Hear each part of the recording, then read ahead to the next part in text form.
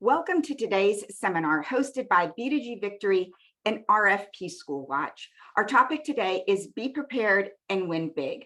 I'm Julie Hartman, co-founder of B2G Victory, as well as joined with Amy Ball, Sales Development Manager with RFP School Watch. And you'll learn more about the team at RFP School Watch and the entire team at B2G Victory here shortly. This partnership with B2G Victory and RFP School Watch is focused on helping you grow your business in the government space. A little bit about B2G Victory is we've been in this space for over 20 years and have secured more than $6.8 billion worth of government contracts for our clients. We have a Victory Cast as well. So if you're into podcasting, you can listen to the many episodes that we have of the B2G Victory Cast on the podcast platform of your choice. And we recently launched our membership portal. And this is anytime access for you as you are responding to bids or researching or growing your business in this space, whether it's 2 o'clock on a Tuesday afternoon or 2 o'clock on a Saturday, or anytime in between. You can visit the Victory portal and get resources, look at short videos, look up things in the glossary, frequently asked questions, tools, templates, and more. So you can save if you use the code launch to sign up today. Also, we've got our YouTube channel, which all of these videos and all of these sessions that we've been doing with RFP School Watch are posted on a playlist, as well as many other videos and sessions that we've done. The entire B2G Victory team is here on this slide. And today we're joined with co-founder Susan Repka, as well as project manager Emily Kelly, to support us in making this session successful. Emily's going to be dropping links in the chat as we go through today. So please use the chat as an opportunity to network with each other as well. And I'm going to turn it over to Amy with RFP School Watch. Thanks, Julie. Very happy to be here today. Thanks everyone that's joining us. I wanted to share a few ways today how we empower our clients to win. So we'll move on to that next slide and I'll go through those points. Just wanted to share a few things with you today.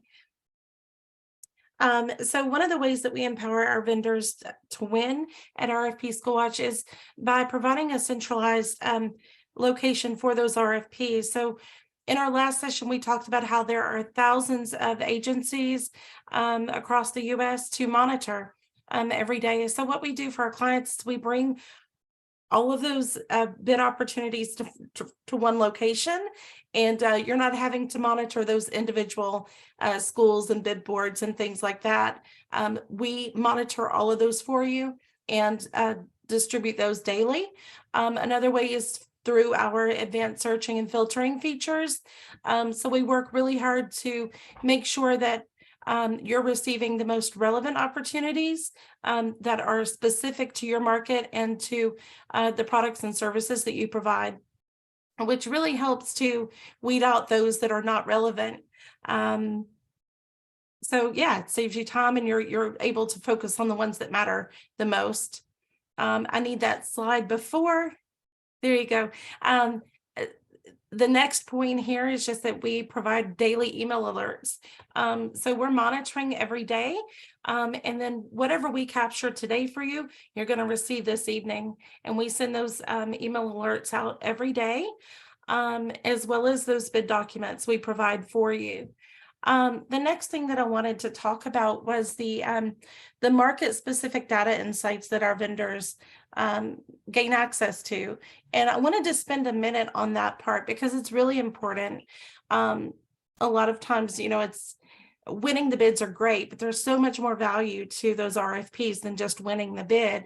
And I wanted to talk about a few of those things because when you're receiving those RFPs, even if they're ones that you're not going to respond to, there's so much value in them.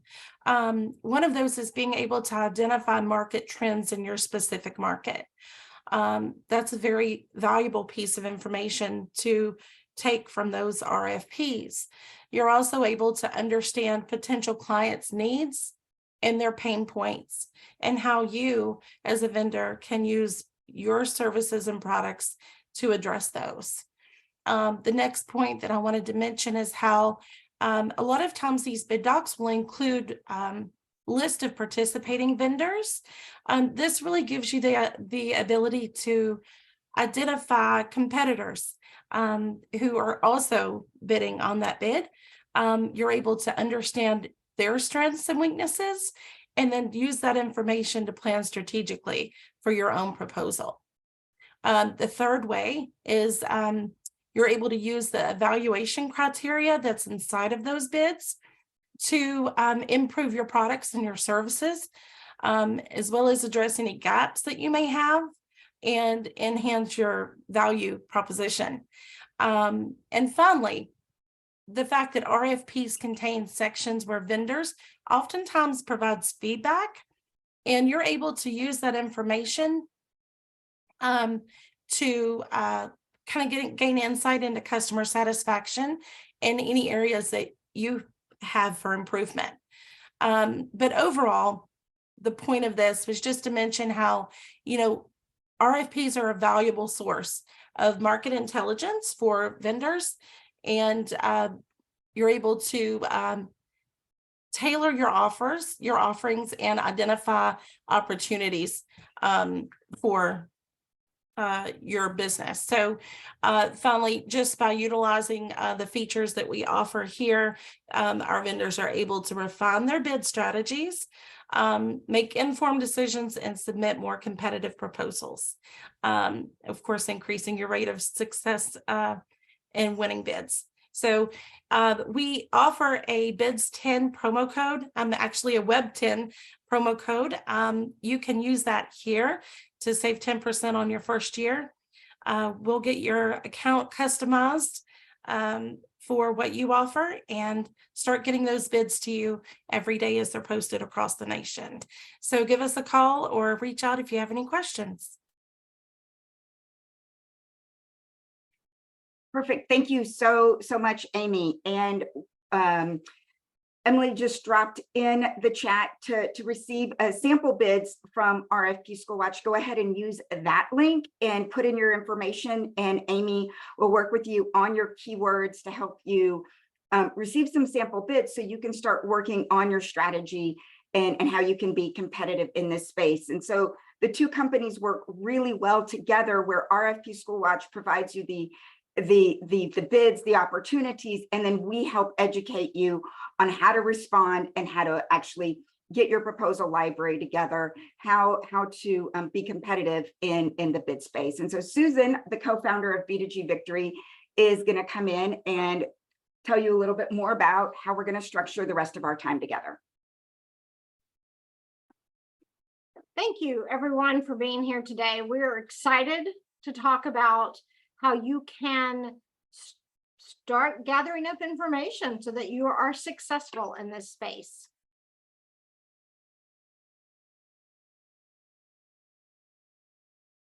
And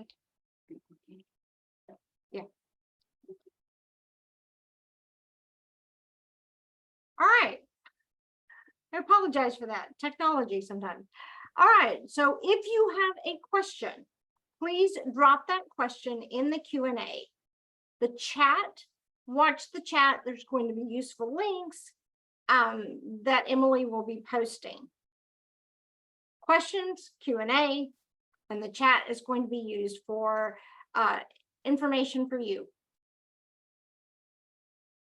As we're walking through this presentation and we're talking about how to be prepared, make a list of what action items you want to do.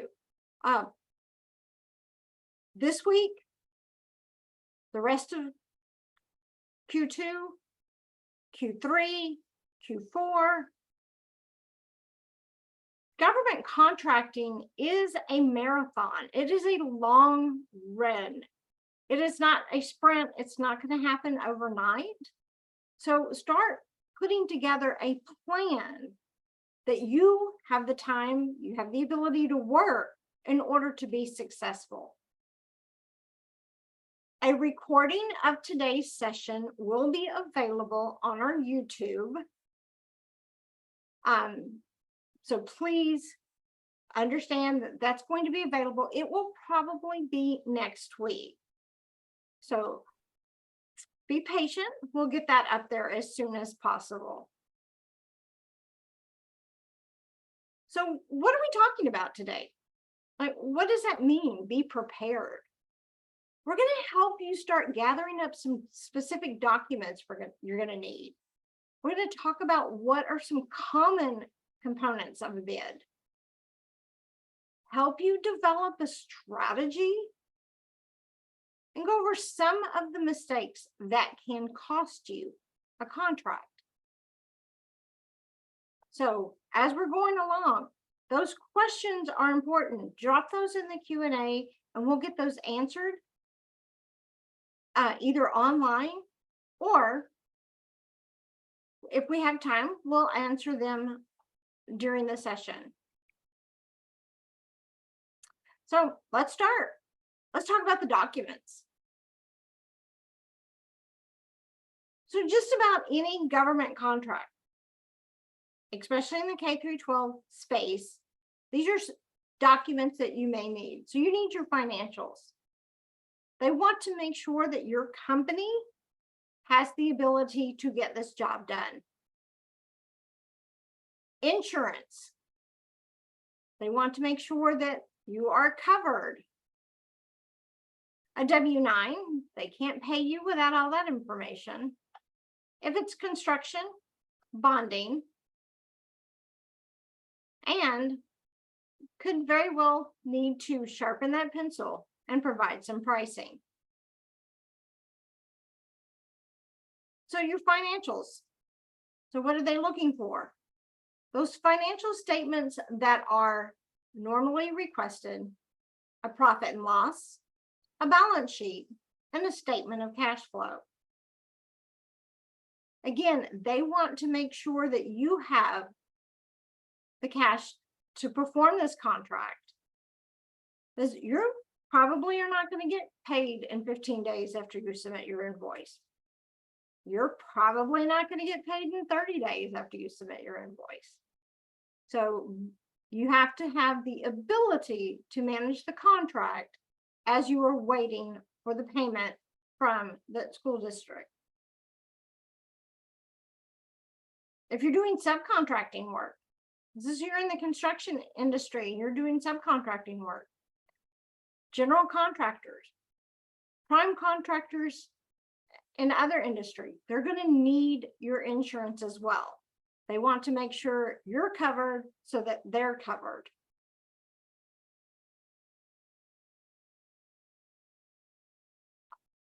A lot of times, the insurance, you can either, in some instances, you have to have the insurance upon submission of your bid. In some instances, you have to have, while you have to have some insurance, you may not have to have the level that they're requesting in the bid until after you have won the contract. So we encourage you to start looking at some of those RFPs that you're receiving from RFP School Watch. How are they handling those the insurance? Do you need to go out and increase your insurance right now? Or are you going to wait until after you have been awarded? Regardless, you need to make sure that when you are putting your pricing together, that you cover the cost of an increased insurance policy. So insurance, I mean, the entity wants to make sure you're minimizing their risk. So what kind of insurance are they looking for? Well, if you look at your certificate of liability insurance, it's going to list your general liability, your automobile, your umbrella. If you have employees, your workers' comp. If you're in the professional services, your professional liability, or errors and omission. And one thing that we are seeing more and more often is cyber liability. You will host some of their data on your server on your OneDrive, they want to make sure that that is covered. So again, when we're talking about subcontractors, they're looking for your insurance. What insurance do you have? So your financials, your insurance. So whether it's in the construction industry or you are just as a sub in a professional service type arrangement, they still want to have a copy of your insurance on file. So one of my favorite is you have to have references. Like, ooh. So anytime that you're submitting a bid, whether it's to a school, to a county, to a city, to a state, you're going to have to list references. Those are people that this entity will call and find out about the service that you provide, about the product that you provided. So you need to make sure that those references are current and that, well, they're going to say good things about you. So if some of the school districts require that your reference fill out their reference form, and they must send it back to the school. So as you're looking through these RFPs, are you just uploading a list of references, or does that reference need to go to your client? If that's the case, you need to do this very early in your process. You need to make sure that you have picked up the phone and followed up with an email to that reference to let them know that they need to complete this form and when it is due. If you're just uploading a list of references, you know what? You're still going to email them and you're still going to call them and you're going to let them know that they may get a call from the Atlanta Independent School District. Because what happens if they don't have kids in that school district? They're not going to take a call from the Atlanta Independent School District. So they're going to need to answer the phone. So just let them know ahead of time. If they need to send it back, ask them to let you know as soon as they send it back to the school so that you can make sure that you got that information in before you submit your bid. So make sure that they're filling out all of the information and make sure that they're getting it to the school district on time. The great thing about the school districts now, a lot of them are using contactless submission of bids. So as you start getting information in, go ahead and upload that. If you have questions, you can ask online and get responses online. So take advantage of this Ion Wave, Bonfire, and poke around in there. See what kind of questions they're asking online that you may not see in the document because they're to direct you to this online platform. When you log in, make sure you download every document that you're required. Make sure that you've got all of the attachments. And when you start uploading, the same thing, make sure you have all of your attachments. All right, we're about to switch again. So again, drop your questions in the Q&A, and Julie is coming up to talk about some of the components. So we've got a question in the chat about references that Susan covered, and especially with new companies. And so in a bid, it will indicate, if it's a formal bid, it'll indicate typically the duration of the references, the number of years. And if it needs to be, then you can indicate that these are personal references with the previous company, because but like you asked in the chat, if you're new to this space, how do you leverage your references? So common components that you're going to also need when you're responding that we're going to talk about, and when you're putting together your proposal library, are your company qualifications, which is also known as your firm profile, team and resumes, past performance, safety, project management, or also known as project approach, and technology. And Susan and I are going to follow our cadence of alternating back and forth as we go through these common components. So making sure in your proposal response that you're including information about your company profile. And this is not, the big long list of everything that your company has done. And here you can see that they're asking specifically for the vendor document. So this is a formal separate page that this school district is specifically asking for you to respond in your response, right? And so they want it uploaded each and separately. So you will need to have these documents. So in the proposal response, when you're going to upload your information for that requirement, they want a company profile. And this is an overview of your experience. And I can't stress that enough. When you are responding to any opportunity, really focus on being concise and compelling. You are not going to win a bid depending on the number of pages that you submit. Think about it. If you were the evaluator on the other side and 50 people responded and there were 100 pages each, like that's just an insane amount of information to read. So make it easier for the evaluator to quickly award you the information on the contract. So here we've got this by the numbers. You can see that these are the school districts that they've done in K through 12 in the public space, in the private space, and higher education.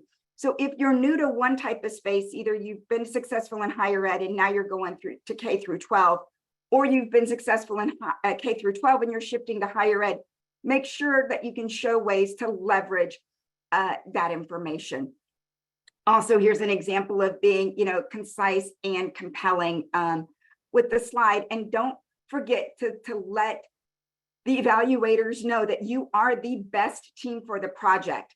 If it is inferred that you have experience, or you are asking them to assume, or that you're alluding to something, then they're tracking fast. And if it is not there in literally black and white of why they should choose you, then they're going to choose your competitor. All righty. So do we have some other questions in the chat? I don't see any questions in the Q&A. So Susan's going to come and talk about the project team. And this is super important that you make sure to communicate who the project team is in your response.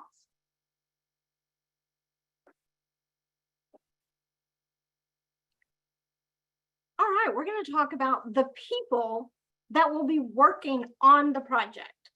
So obviously, it's not going to be everybody in your company, unless you're a very small company.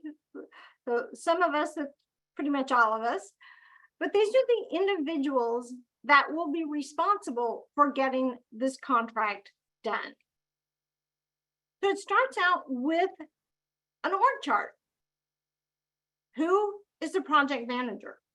Who's going to be that single point of contact for the government entity? Who are the rest of the team for the prime? And then are there any outside subcontractors that will be used? So the government entity, the school district, needs to know all of the individuals that will be working on their project and what their role is. So that's just an org chart is just an overview of the team.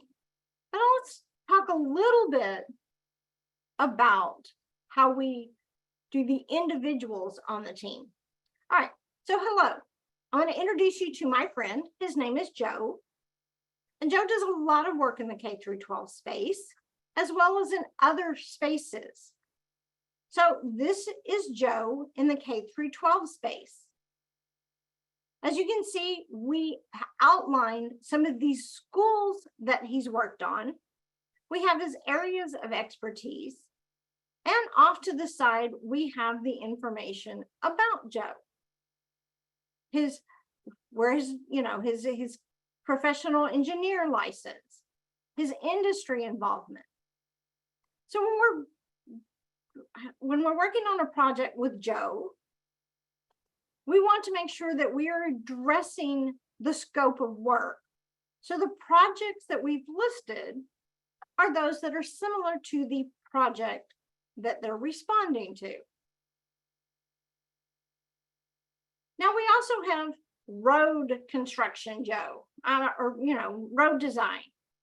All right, so for this particular project, we listed his TxDOT pre-certifications because it was roads.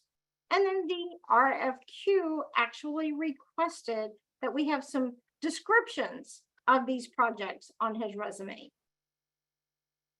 Same Joe, same headshot, different information because it matches the scope of work on the RFQ.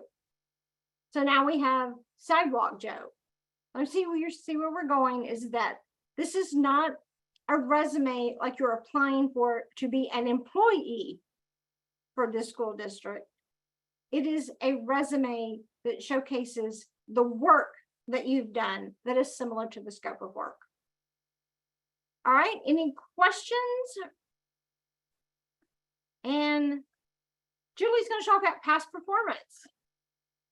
Yeah, Dawn and Lori, I want to make sure that we cover kind of the references section. So I want to make sure to encourage you to reach out to your references before you list them. Make sure that they are allowed to respond as a reference. Make sure that you're letting them know that these specific agencies or people will be reaching out to them. Unfortunately, and I can even sense the frustration in y'all's comments and the questions and answers. And if that reference doesn't reply or respond, it is unfortunate. And I know some agencies that if the references don't respond, they wouldn't even give you any points because they weren't able to connect or contact anyone. And so that's kind of our recommendation. Maybe also another way, if the specific reference isn't responding, maybe it's a project manager or the director or the contact. I would reach out to the procurement director of the specific school or school district, or maybe the principal or vice principal, and let them know that you are trying to get a reference and see if they'll be able to help you out there.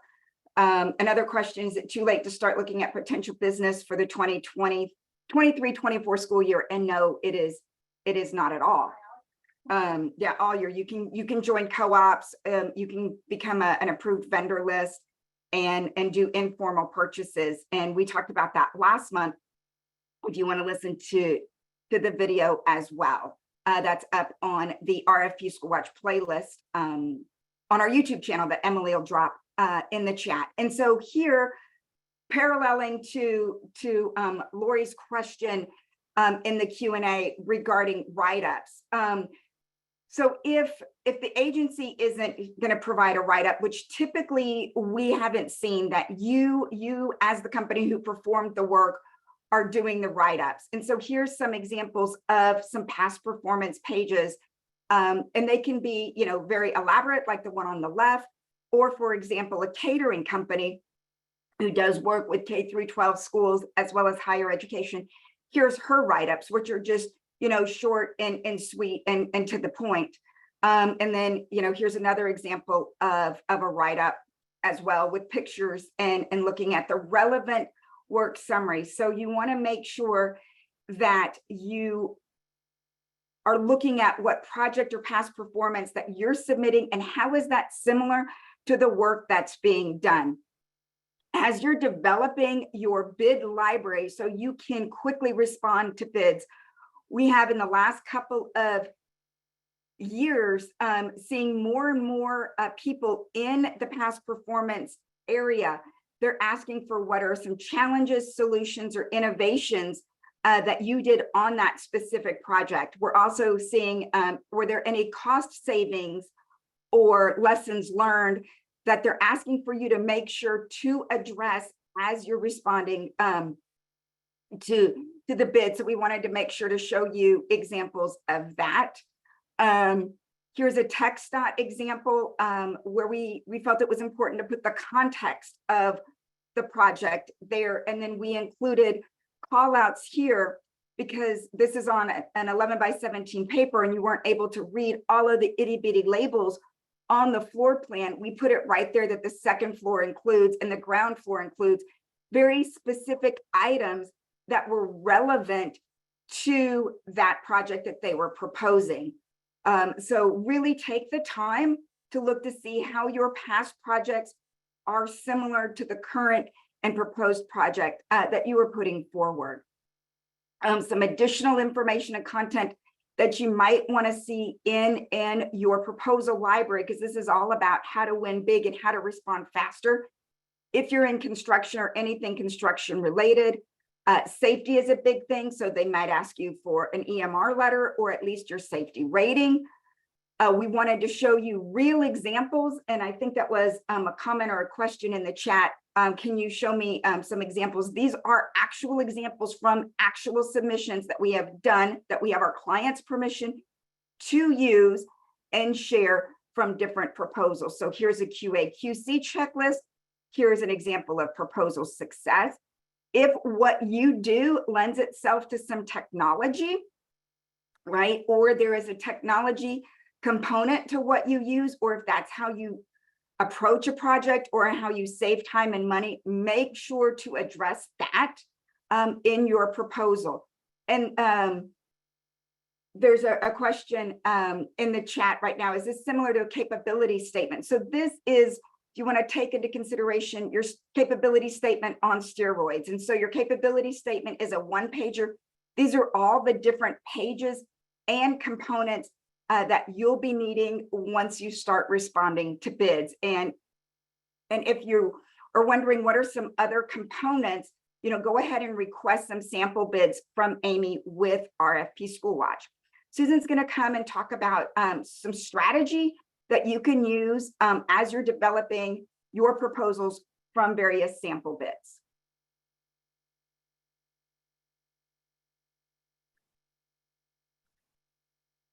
All right, so if you are currently a client of RFP School Watch, you're probably wondering, what are you going to do with all of these bids that are coming into your inbox if they're not the best fit? Well, research, read, highlight, start taking this information and developing a library. And you've heard us say that a couple of times today. So keep in mind that when a bid hits the street, you have anywhere from 2 weeks to a month to respond. The more information you have pulled together, the faster you can respond. So take the time, in the evenings when you have nothing better to do, to read these RFPs, RFQs, and IFBs. So sample bids. If you're not a client of RFP School Watch, Emily dropped a link in the chat on how you can get some sample bids. Go ahead and get those and start looking. If you already know which school district you want to do business with, go look on their website, sign up on their registration on their bonfire or the Ion Wave or whatever process they use, and look at open bids, look at closed bids, find out what they're buying and what they're looking for.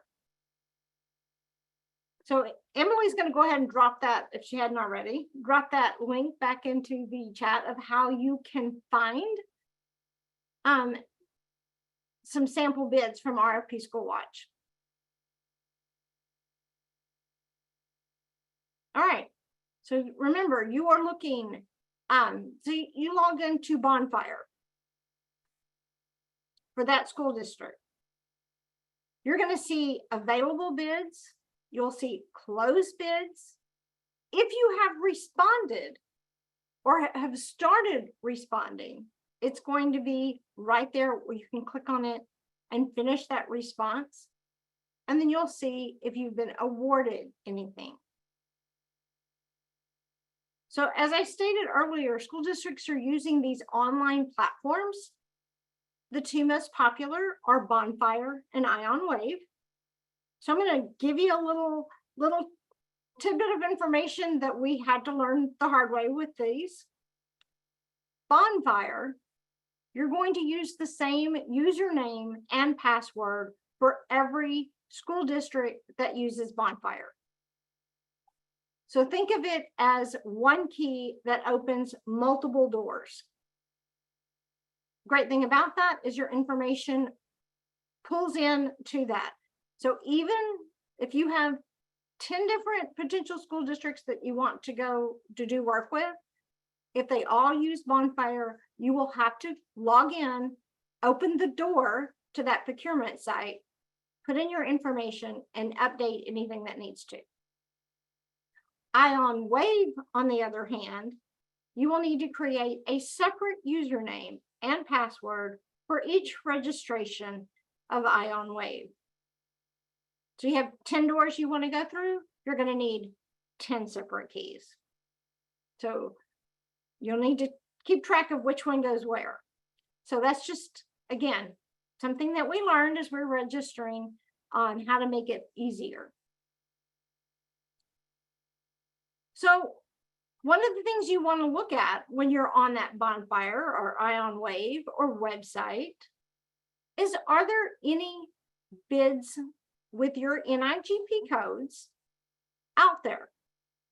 Because if so, you're probably in the code of silence or the blackout period. Now, we often in our world hear it as the cone of silence.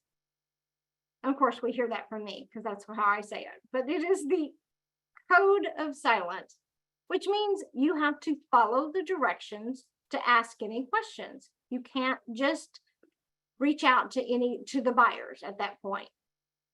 So make sure before you're scheduling any calls, trying to follow up with a buyer you've been trying to get hold of, that you every day check before you give them a call, leave them a message, send them an email, that there is no bid for that school district or that government entity with an NIGP code that matches yours. So this is a sample of the Houston Independent School District's code of silence. And once you click on a bid on their Ion Wave, you have to acknowledge that you are reviewing that bid and that you are now under that code of silence. The last thing you want to do is break that code of silence and ask, oh, you know what? I know a school board member, so I'm going to ask them a question, even though this bid is out there. Don't do that.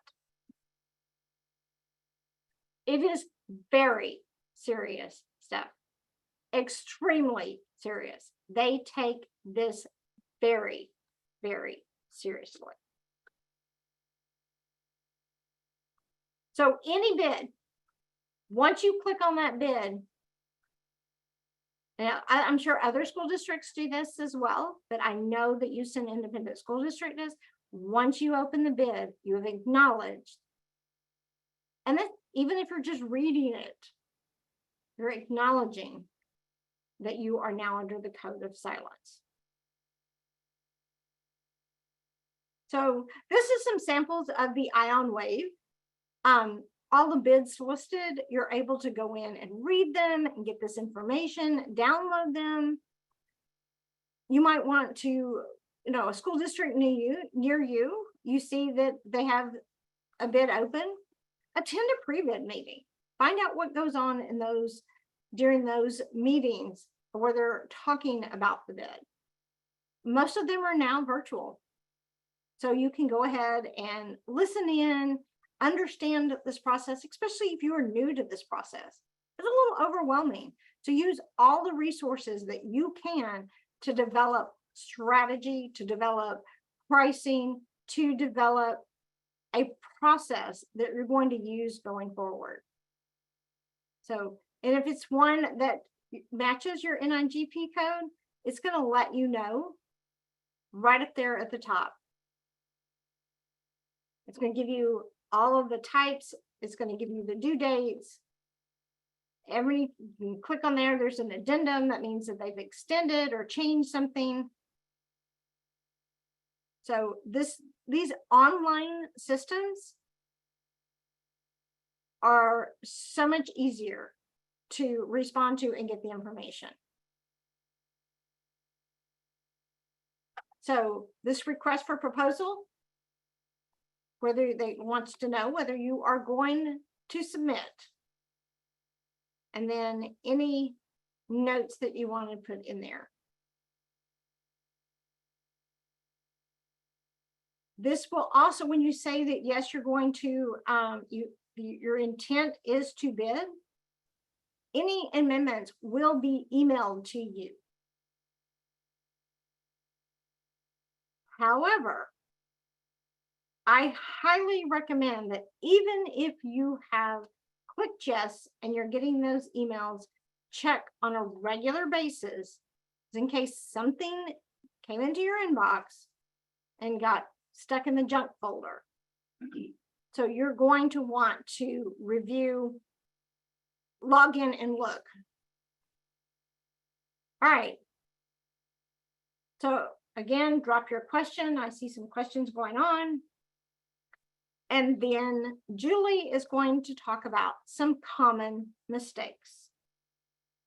We've been doing this for quite a while. All of us, the entire team at B2G Victory, and we want to make sure that we share with you mistakes that we've learned along the way, as well as mistakes that we see other people doing, because most importantly, we don't want you to make those mistakes, and we don't want you to waste your time, your money, and your efforts on something that's going to cost you the contract.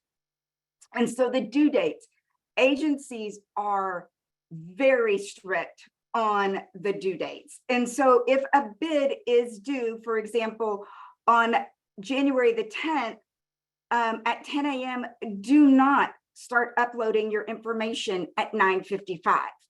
Right? Go ahead, make sure that you can properly log into IonWave or Bonfire, whatever the portal is or platform that you've got to submit, because just like Liz asked the question, in addition to putting it online, do you still have to deliver some copies? And you do, and even Lori chimed in the question and answer as well. And so if you're waiting till 9:55 to log in and see if you've got to hurry up and submit a print copy, then you're going to be non-compliant, right? And make sure that you're checking. So it says here that there are errors. And what's another great thing about these platforms is if you have your forms ready, well, go ahead and upload them, get those ready. So, the night before the bid is due, or if it's due at 10, then, by 8 a.m., you should have everything done and you're able to do an error check. So as you're working through all of these tabs, the questions, the activities, the attachments, the line items, you can go ahead and get gradual progress and work through your proposal, right? So don't wait until the last bid, the last date to submit your bid. And then most importantly, look right there, it says response status not submitted. So you have to click the submit button. You have to click save, and then you will get the notes, your digital signature. So your bid is not submitted until you hit the submit response. And I can't reiterate that enough. People are like, well, I saved it, but did you actually hit the submit button? Forms, I know it may not make sense on why they need all of these forms. There is a reason and there is a method to their madness. So start your forms early. If you have a question on the forms, ask. Get your forms done and uploaded as soon as you can, right? Make that progress. Eat that frog or that elephant one bite at a time. And so here's an example of all of the different forms that are requested, right? These are the attachments, and each one of these needs to be downloaded and uploaded independently. So when you're filling them out, if you have to sign it and scan it, make sure that they're all saved and scanned independently. And then also you can see here on this example, if it's a PDF, then you're going to upload a PDF. If it's an Excel, keep it in Excel. If it's a Word, there it is right there, the HISD data sharing agreement, keep it in the format that they're asking for. It is so, so important that you follow directions. You can be crazy and creative in different parts of your business. This is not the place, right? So here's another example that we've downloaded all of the forms, and now we're going to keep the files separate, and we're going to upload them exactly how they want them. So there's your proposal response, which needs to have your company profile in there, needs to have the team that Susan talked about. All of that needs to be in one file, uploaded as your response. Then you've got your attachment B, your attachment A, your attachment B, which is your IT requirements and all of that. And so you've got to make sure that you've put time in your schedule and you're not waiting till 9:55 when it's due at 10 that you're going to start to upload these files. Questions. Back to, does this make sense, and is this a good fit for your overall strategy? We've had some quite a few questions around strategy. If there's an opportunity that you're interested in, ask a question. There are no silly questions. And there is a time period, right? And so go ahead and upload your questions to the platform. Sometimes it says email the buyer. Sometimes it says that they want it up on Ion Wave or Bonfire. Then it's up to you to go back and see what those answers are to those questions. And if one of your questions is, who is the incumbent, or what is the budget? Can I submit as a joint venture as well as a prime? Or can I be on multiple can I be a subcontractor on multiple teams? Now, if they come back and they provide last year's budget and it does not make sense for you to submit for that budget, if you are not going to be profitable doing that work, do not, and we can't stress this or repeat this enough, do not submit the bid. Never do work that you're going to lose money on. All righty. So sharpen your pencil and make sure that that is a good fit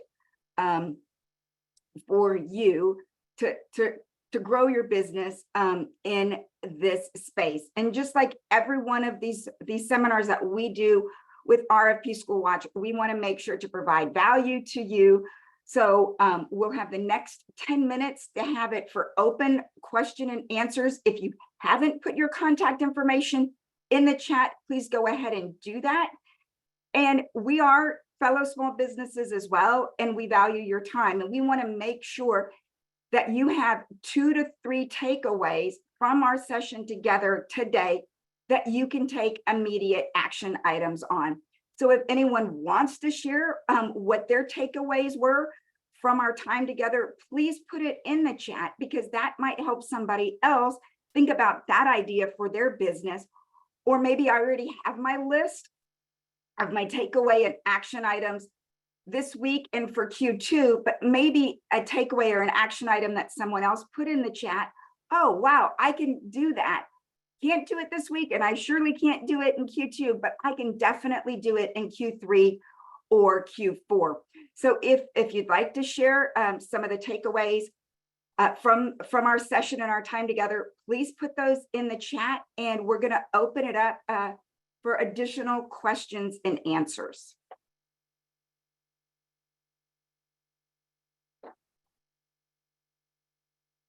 You're very welcome, Liz. Yes, we really enjoy working with you as well.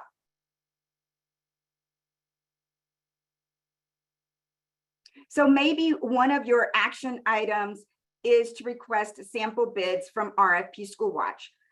So maybe that's something that you want to do this week, or maybe that's something you want to do next week. Another action item that you could do is to go ahead and sign up for the B2G Victory membership portal. We've got a free access, and we've got a free code, or so you've got free access. Then there's an additional code that's launch that saves you over 40%. So it's $500 for your first year for unlimited access to all of these videos, all of other videos, 2-minute videos, 5-minute videos, 10-minute videos that can help you, as well as tools and templates in this space and learn. Somebody asked about the recording. Yes, and thank you, Emily, for putting it in the chat. The recording of today's session will be available on our YouTube channel. We have our channel broken down into a couple different playlists. We have a playlist specifically for the Insights to Success webinar series that we're doing with RFP School Watch. Plus, we have our playlist broken down into federal, local, K through 12 education, as well as little shorts, as well as our entire podcast is also listed as a playlist on our YouTube channel as well. Great question, Liz. Yes, access to the portal. Can we have a staff team member watch too? We made a conscious decision that our portal access is company. So you can share that if you've got 2 people in your company, or 8 people or 10 people in your company that are working on proposals and marketing. We did not want to limit it to just one user. These subscriptions are company-wide. So thank you very much for asking that. And we appreciate your time today. We've got lots more sessions, not only with RFP School Watch. Our next session with RFP School Watch is on June 27th, and that's how to get business from any RFP. Later this week, actually in person, if you're interested in doing business with the Houston Independent School District, that's on May 23rd. May 31st, sorry. On May 31st, May 23rd was last week. Oh, that's today. Wow. It's been a long month. So May 31st, if you're interested in doing business with Houston Community College, we've got a session on June 1st, and then a virtual session with the University of Houston on June 8th. And kind of taking it full circle again, our next session, our next virtual session with RFP School Watch is on June 27th. So we hope that you can join us at any of those sessions as well. We've got some time for a question, maybe a specific question for Amy with RFP School Watch. Does anyone want to raise their hand or open up their microphone or put it in the chat? Rodney Fuller. Emily's going to unmute you or give you permission to unmute so you can go ahead and ask your question.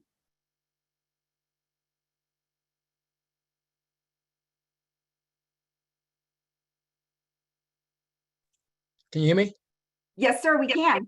Great. My question is about, I'm an out-of-state vendor, I imagine, for a lot of proposals I'll go after. Are there general requirements for me as a New York City-based vendor to maybe apply for an RFP in another state like Texas, or, I don't know, anywhere else in the US? Rodney, I'm really glad you asked that question. And we have clients all across the nation doing business with school districts all across the nation. Mm-hmm. Thank you. Mm-hmm.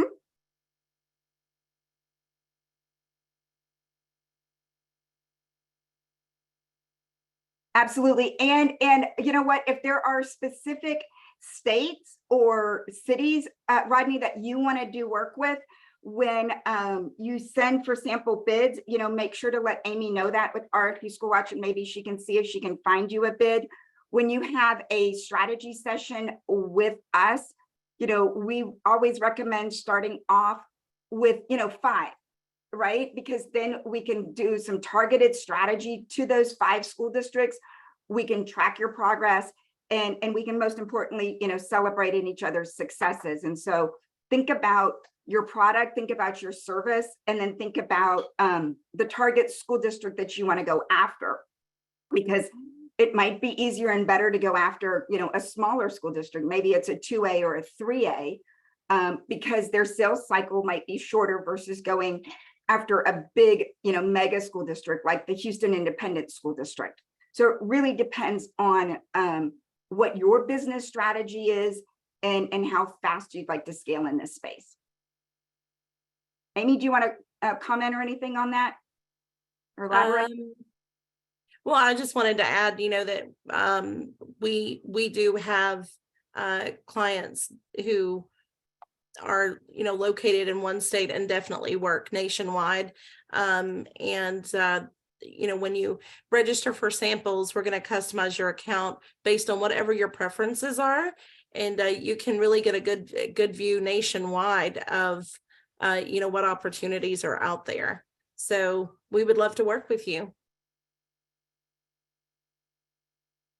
And we would like for y'all to attend more and more of our sessions with RFP School Watch and the other government agencies that we do training and programming for as well. So Emily's going to drop in the chat the survey, and we value your feedback. We take it very seriously. If there are specific topics, challenges, or pain points, or something that's just giving you a whole lot of heartburn, please put it in the survey so we can do some programming, create some videos, do an entire session around that. We are here for you. We want to work with other businesses. We want to help everybody be successful.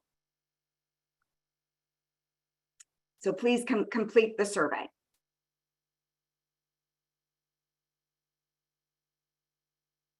We've got a few extra minutes. If someone else would like to raise their hand, we can unmute you and ask you, answer your questions that you have.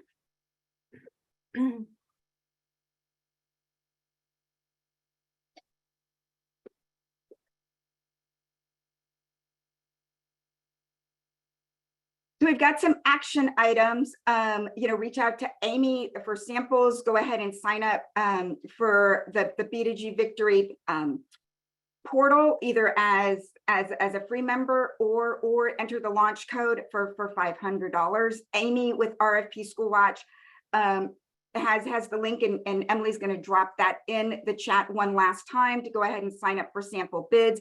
If you're interested in going ahead and purchasing bid lead generation from RFP School Watch, make sure to enter the code in there. The code is WEB10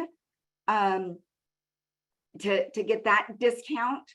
And Amy, I'll let you have some additional closing comments. Yeah, I just wanted to add here with that WEB10 promo code as well. If you have not been with us previously and you've missed any bids over the past 30 days, whenever you activate an account with us, not only are you going to save 10% by using that WEB10 promo, but I like to go in whenever we get a new client and go back the past 30 days.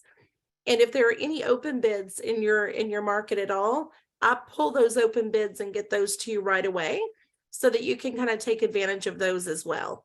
So we really, one of the things that I enjoy doing here is doing keyword development for clients. So if you weren't sure what keywords to use to look for relevant bids in your market, that's something that I can assist you with. And I would love to work with you and start getting those open opportunities to you as they're posted. So if you have any questions or just want to talk about our services, feel free to give me a call. And thank you everyone for taking an hour out of your busy schedule today and learning how you can grow your business and win more bids in government contracting. We hope that we'll see you either in person or online in any of these upcoming educational sessions. Enjoy the rest of your day and take care.